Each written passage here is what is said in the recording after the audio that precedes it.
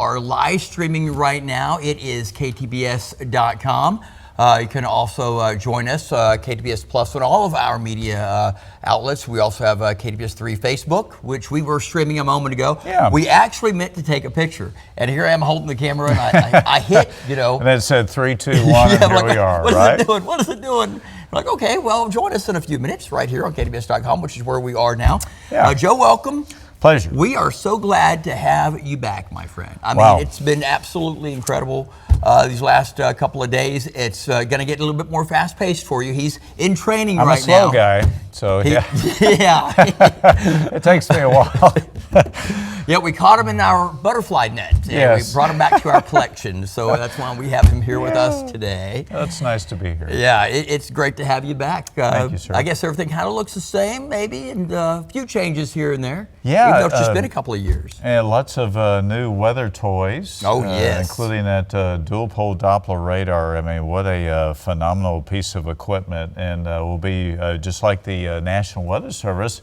And I think that's really going to be nice in our severe weather coverage. It really is. The power, 1 million watts of power, I mean, that's going to be absolutely incredible for us, because we're going to be able to see not only if we're trying to look at one storm and then another storm behind it and still another behind that. We're going to be able to do that. We're going to be able to shoot right through these storms And see the debris too. Yes, see the debris. Yeah. Before, the debris was it was kind of a calculated graphic anomaly, that would show up on the map, which it gives you an indication of where there may be some debris going on inside of a storm relative to the velocity and the everything that's going on inside those tornadic thunderstorms with the wind. But we are going to be able to see the debris. It just won't be the little pixelated areas. It will be debris. And now, too, we can see we can discern if there's hail in the clouds, snow in the clouds, what type of rain, if it's a mixture of rain and ice or graupel. It's a very scientific radar and a very powerful one, 1 million watts, which is amazing. And I mean, that is just, it's such a change from the radar that we had, which was very powerful. The one, the Mega 3 when I first came on in 2000, my last time I was here. What was it, 250,000? No, that was, we had 1 million watt. It was just a different style of radar, just a Doppler radar. It wasn't dual pole, so you could turn it sideways to look up and down to see how tall a storm was, but it didn't have the dual pole that in order to be able to get more detail out. Yeah, you could just see one part of the storm, but now with dual pole, I mean, we're looking all through that storm. We're able to see that hail, and you can see how big everything is inside the clouds. And we can tell you, right away, hey, this the hail is growing. It's golf ball sized, or the detail is going to be magnificent. The big detail we're going to have, Joe, is the fact that we'll be able to see a storm rotating. We'll be able to see that potential tornadic thunderstorm growing and evolving, and we'll be able to see it turn into a tornado. We'll be able to see probably, I would say, before in the old days it would have been 15 minutes, radar scan. Now we're talking what? We're talking a minute or less. It's going to be fast. It's going to be really fast. And we'll have this thing installed, and we'll be training on it, getting ready to jump right on board, because they're building it right now, putting it all together. So I believe it's Mooringsport, right? And we're going to go out there and visit it today. We're going to head out there, and I believe we're going to, what are we doing out there? I forgot already. We might be putting our hard hats on and going out and checking out. A funny thing, we were talking about this earlier. I think the last time that I was at the radar site in Mooringsport, besides driving by there on the highway, I believe it was in 2000 when we got the first Mega 3 Storm Team Doppler radar. And what was interesting, we built it a certain height. This is back in 2000. And the trees, the southwestern quadrant of trees grew up above the radar, so we actually had to build it higher to go over the trees. Trees. And that radar was one of there was only a couple at the time, and so it wasn't proven. It was, we'd have it. It broke down a lot. So back in the day, our chief engineer Dale Cassidy would have to go out there and work on it in the middle of a thunderstorm. Oh yeah, good old Dale. We had a lot of trouble. I mean, we kept it running, but we did have a lot of trouble. And thankfully, the National Weather Service was always there to help us out with their dual pole Doppler radar, which came online, I think, probably about 10 years ago, I think, their dual pole. It would have been right before I arrived, and that was like 12 or 13 years ago, something like that. Yeah. But it's this system will be so much more improved and much really more will. reliable. The detail that we will have, the scans that this thing does is almost instantaneous. So we'll be able to see storms. If there's a storm that turns tornadic, we'll know it right away. We're going to be able to see the winds as they are going to be. How powerful they are in the storm. We'll be able to see the debris, the size of the hail. But more importantly, we're going to be able to get watches and warnings out to people a lot quicker.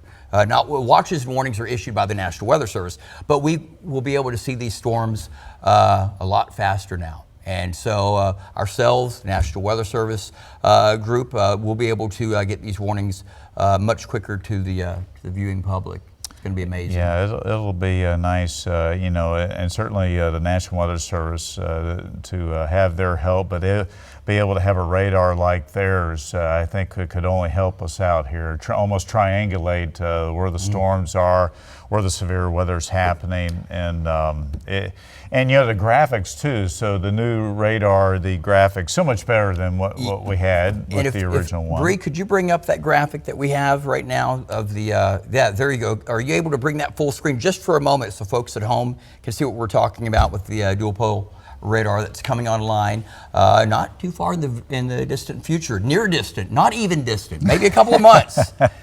You know how it is. I've been up since 2 a.m. Come on. Yes, I got up at 10 till 4 myself, and that's early for me. So there you go. But so the dual pole, you can at least discern the size of what you're looking at, the hydro meteors that are floating around in the clouds.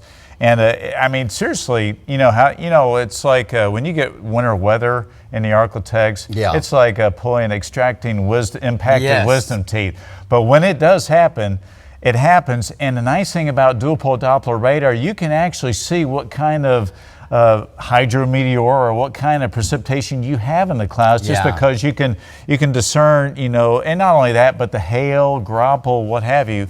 Inside the clouds, just because of the beams coming at the vertical and the horizontal beams. It's like, what is that cake called? What is that Italian cake called? Tiramisu? It's like tiramisu. Oh, I love tiramisu.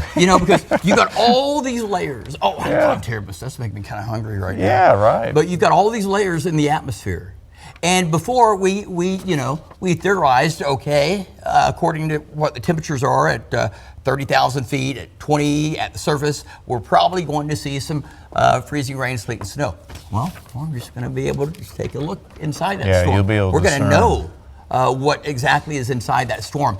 And down here anyway, Joe, it's so difficult to forecast winter weather. Because of the tiramisu layers that we have in the atmosphere. Yeah, I'm thinking Whataburger right down the street. Oops, I just said a name there, boy. That'd be $5, Whataburger. Yes. But it's going to be really nice and helping you guys out.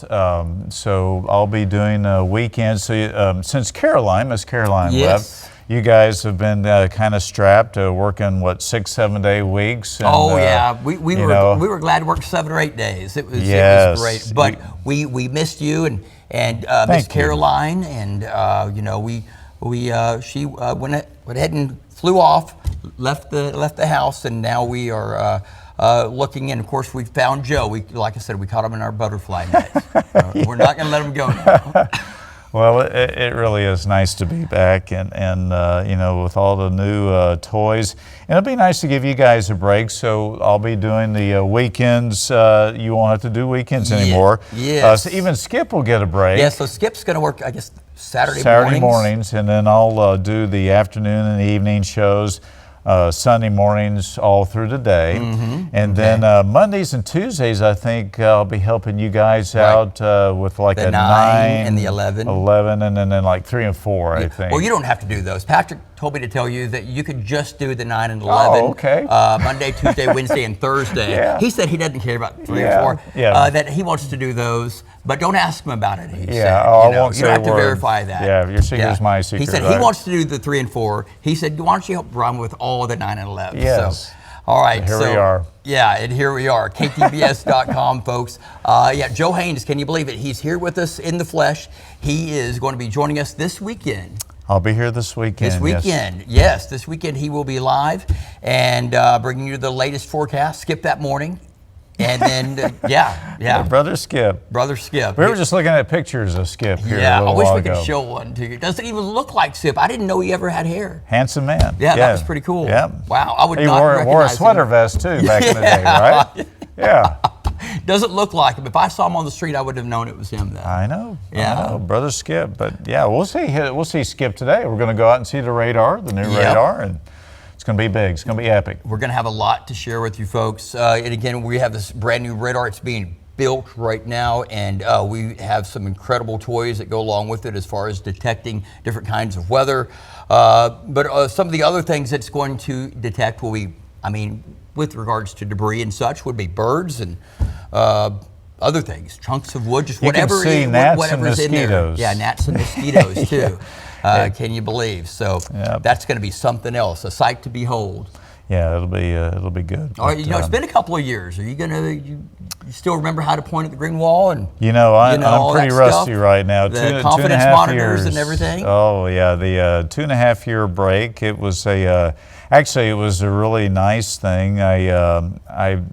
I tried a new career driving airport shuttle buses. Yeah. And all kinds of weather. And you ran into some viewers, right? My last day on the job. Up while you were driving. You picked them up, I should say. I remember my last day on the job. So I was kind of a handyman. I used to go to Home Depot on Airline Drive, and I ran into, I think she was a cashier back in the day when I went to, we lived up in North Bossier. And I saw her my last day of work. I was like, wow, what a small world. And then there was I'd see a lady every once in a while that'd ride the bus.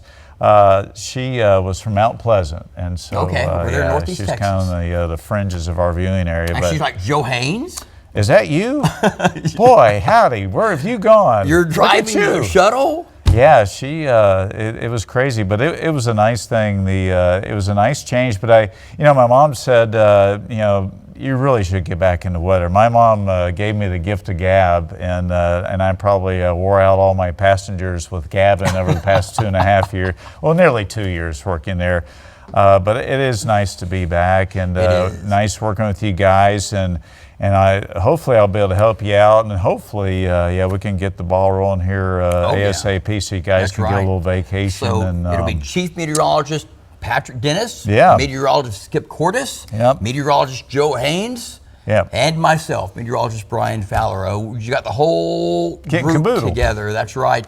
And of course, Chief Meteorologist Patrick Dennis, he'll still be doing the afternoons and the evenings. I'll still be doing the mornings and some of the 9 and 11s. You're going to help me out with a few of those. Yeah, though. and vacation time, and what have you. So yeah, I'm the utility guy, and it's going to be great. I mean, I'm a little rusty. Bear with me, folks. It'll take a few shows to get back in the swing of things. He did a show with us at 6:43. He did fine. What did it feel like to be back up there? It was. I was a little bit, I guess you might say, nervous. It's not like riding a bike, but almost there. It's like riding a bike and then running off the road and crashing a little bit. But well, you just get back on. Yeah. It's like riding a bike. You just jump back on and all is good. Well, it'll be nice to see old friends, and I worked here. In case you haven't met me before, I worked here 23 years, and we had some. Crazy weather in those 23 years, met a lot of really nice people in the architects, our weather watchers, our KTBS 3 weather watchers, and I was sad to hear of Edwin Christian's passing. One of our weather watchers. Yeah, he had been sick for a while, but he was kind of the king of our weather watcher group, and look forward to getting back with those guys and you guys helping you out, and seeing some old friends at KTBS. Rick Rowe this morning. Yep. I haven't seen Rick Rowe. in 2.5 years. The guy's a legend. What, 50 years on the air? Yeah. And it's just amazing that he remembered me. Of course he's going to remember you. Rick, remember me. I mean, Rick is Rick. He's the man. Yeah, you know? he is. He's. We pick on each other all the time. People go, "Oh, do y'all not like each other?" I go, "Oh no." He started picking on me first, and then I started picking on him. We just went back and forth, and the rest is history. No, we love each other. It's a friendship, but we just pick. That's just what we do. It's fun. Well, yeah, it's just fun. It's like an old married couple, right? Yes, camaraderie. That's go. what it is. So we're heading out to the radar site in a little while. Yeah. We're also going to be on. You're going to be on with us at 9 and 11. Sounds good to me. Is what producer Jordan said. So stand by at 9 a.m. and at 11. 9 a.m. on KPXJ CW21 News, and then on KTBS 3 Midday Edition at 11. Joe will be joining us then, and look forward to it. Many more times after that on those weekends. And this week he's going to be training up and getting ready for his shows come Saturday and come Sunday. Saturday, can't wait to watch. That is going to be interesting. But yeah, and like I said, I'll be glad to. It's nice to be back, and I can help you guys, and we can get the ball rolling. You know, it's interesting, Brian, that I recall in the Arklatex, we have 2 severe weather seasons, and then the rest of the time is kind of hit and miss. Yeah. But we're about to roll into our 2nd severe weather season, so it'll be nice to have a new dual pole Doppler radar, and an old new weather system, and an old white-haired guy to help you guys out. And I look forward to that opportunity.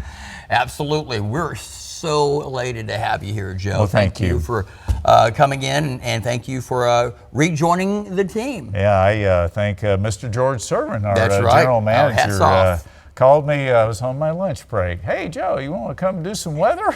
And you're like, are you kidding? Hello. Wait a minute.